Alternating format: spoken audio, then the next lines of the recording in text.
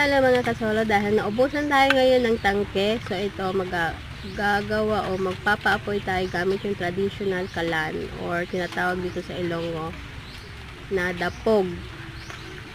So ayun guys, no, iniipin ko yung mga kahoy. Ganyan lang siya guys.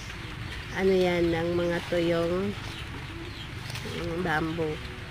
Tapos lagyan ko siya na ayan.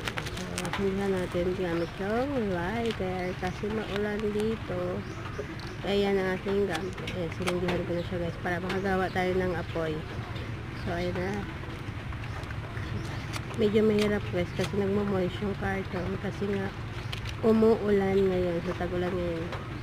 So ayan, tignan lang yung mga buli. May mga itim pa yung aking kamay. So ayan. Ano natin na marami. That's all. Bye.